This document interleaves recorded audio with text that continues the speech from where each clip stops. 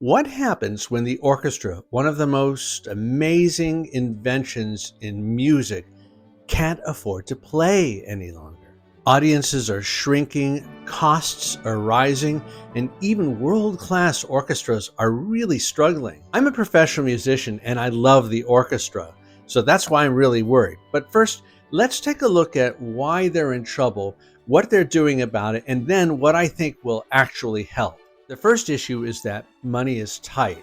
There are rising costs, insurance, public venues, etc. And you can't just keep raising ticket prices when your audiences are already really fragile.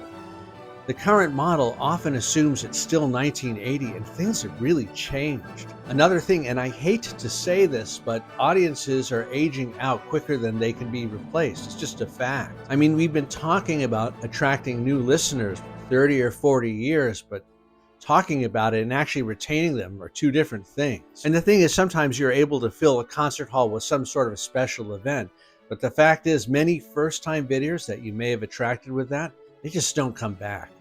And I'm sure some of you are thinking, well, just get some big donors.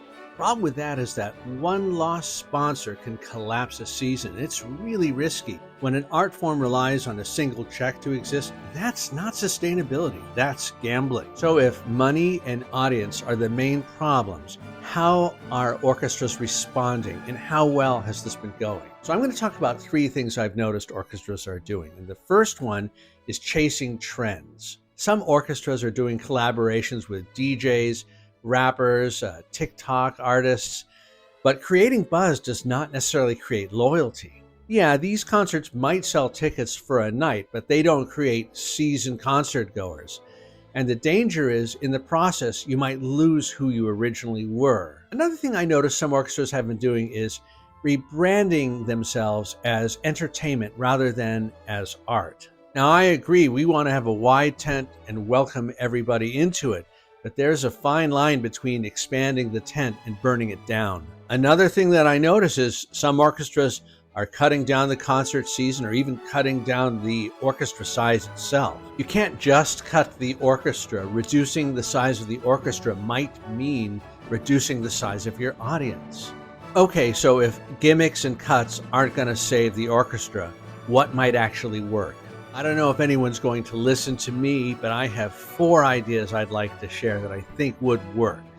The first thing is I think we need to focus more on retention. This is more retention over attraction. So it's not just about getting them through the door, it's more about focusing on what will make people stick.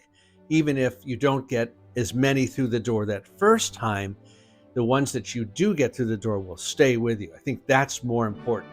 I think welcome programs, special behind-the-scenes access, dinners with the musicians, those sorts of things, follow-up calls, things that help with retention, make the audience member feel valued. And like going to an orchestra concert is something special. The next thing that I think is really needed is that the orchestras who have fewer problems seem to really be a part of the city life. It's the heartbeat of the city.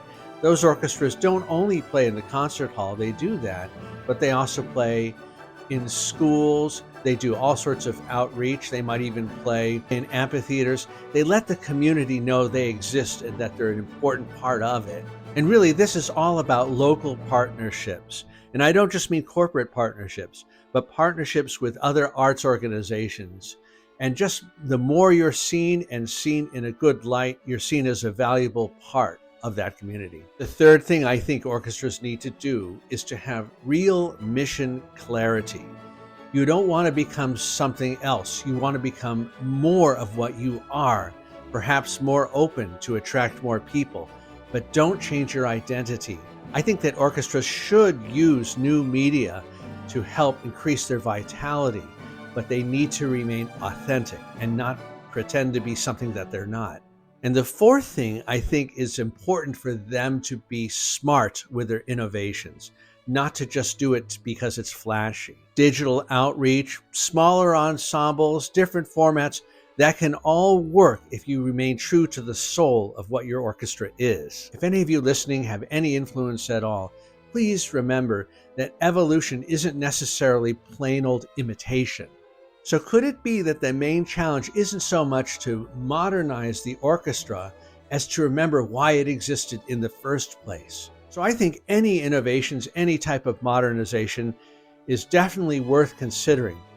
But we have to remember, if we end up turning the orchestra into something unrecognizable, we might save the building, but we might lose the music. We don't want to make the music orchestra plays less of what it is. We're looking to make it more human, more relatable, to make it matter to the people who come and make them feel like this is something they need in their lives. And maybe the orchestra isn't dying. It's just waiting for us to learn how to listen again. It's not a question of whether or not the orchestra can survive. It's a question of, can we rediscover why we need it? Thank you so much for watching. Please remember to like and subscribe and share with a friend. And don't forget, you can now become a member of the channel. Thanks so much, and I'll see you in the next one. Bye-bye.